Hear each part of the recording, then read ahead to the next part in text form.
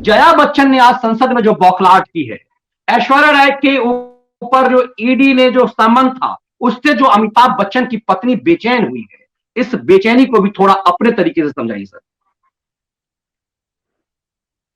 नहीं मनीष जी, वो तो जया बच्चन वो टिप्पणी करने योग्य उस दुनिया को ज्ञान देती है कि उस दल की वो वाहवाही करती है, उसका प्रचार करती होती है जिसमें उसने कहा था कि लड़के हैं, गलती हो जाती है।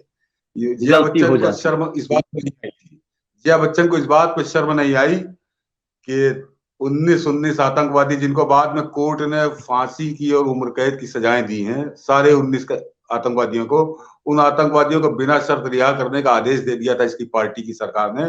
जया बच्चन को तब शर्म नहीं आई थी।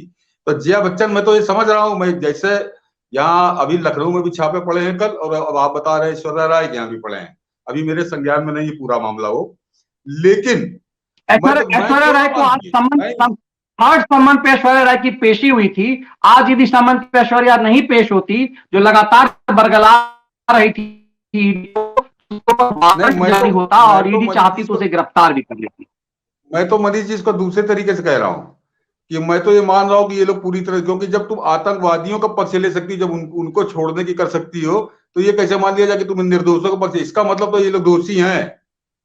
तुम तो हर दोषी आदमी के पक्ष में खड़ी हो जाती है। समाजवादी पार्टी वही जया बच्चन कर रही है। तो ये तो जया बच्चन पहले अपने गिरेबान में देखे कि उनका कितना नैतिक स्तर है, उनकी नैतिकता का क्या स्तर है, और उनके पास ये नैतिक अधिकार है क्या कि वो किसी छापे के खिलाफ बोले। जिस पार्टी में तुम हो जया बच्चन, वो पार्टी जब आतंकवादियों का समर्थन करती, तुमको तब बोलना चाहिए था। ये तो छापा पड़ रहा, अगर गलत होगा तो सामने आ जाएगा, सही होगा तो सामने आ जाएगा, कोई फांसी को तो चढ़ाया नहीं जा रहा। उच्च सदन में श्राप दिया है मोदी सरकार को, भीष्म पितामह। पता नहीं वो गांधारी बन गई, गांधारी बनकर के आज एकदम से मानो श्राप दिया है। जैसे गांधारी का श्राप था भगवान कृष्ण के लिए, उसी तरह का श्राप मानो एकदम से गांधारी बनकर के सामने आज सदन में आई। थोड़ा सा उस पर हमारे मरीज ये कहावत है, कौआ कोसे ढोर नहीं मरता। कौआ कोसे ढोर नहीं मरता। तो आज उच्च सदन में जया बच्चन ने, मतलब तब भी सर कि ऐसे ऐसे लोग, आपने इतना ही कहा, ये उस समय में कही थी कि थाली में छेद की बात करी थी। दरअसल आज एक बिल पे चर्चा हो रही थी नारकोटिक्स के मामले को लेकर के। तो क्या ये बेचैनी बॉलीवुड के अंदर जो ये ड्रग्स माफियाओं का खेल है, उसे कवर अप देने के लिए ऐसा जया बच्चन बौखला रही है क्या?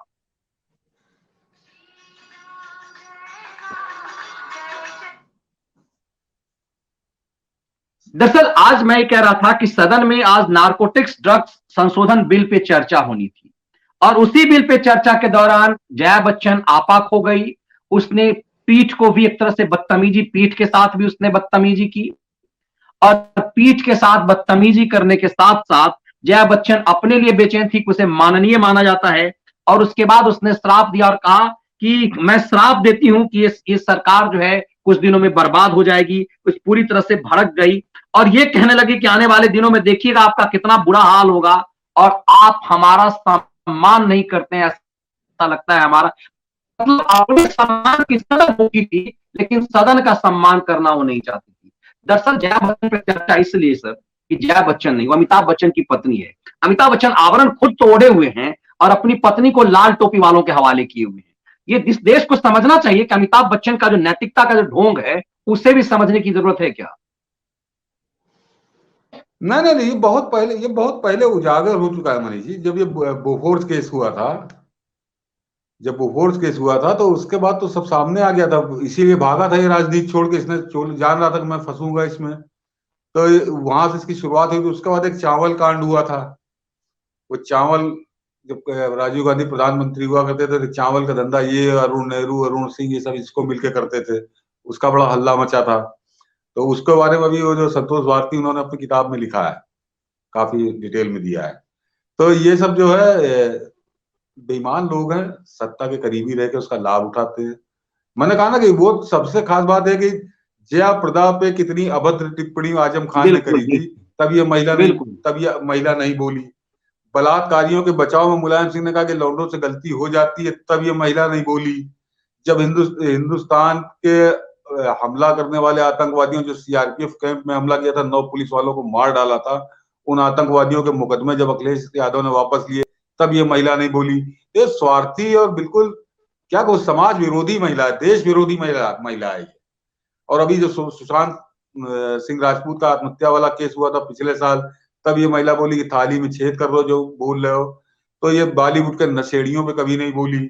पता था जब इसका आदमी फंसा बोफोर्स केस में तब ये नहीं बोली, चावल कांड में फंसा तब ये नहीं बोली। और सबसे खास बात मनीष जी, इस महिला को तो शक्ल दिखाने का अधिकार नहीं है।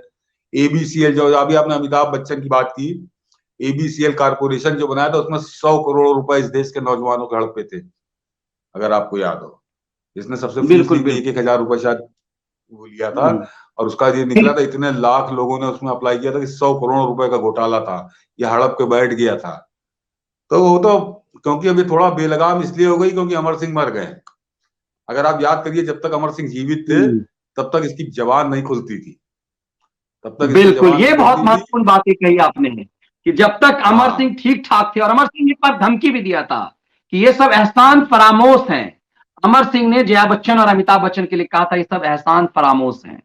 और देश ये जानता है कि किस तरह से इस बुरे वक्त में इसी अमर सिंह ने अमिताभ बच्चन और जया बच्चन की जिंदगी बचाई थी। लेकिन जब वो ये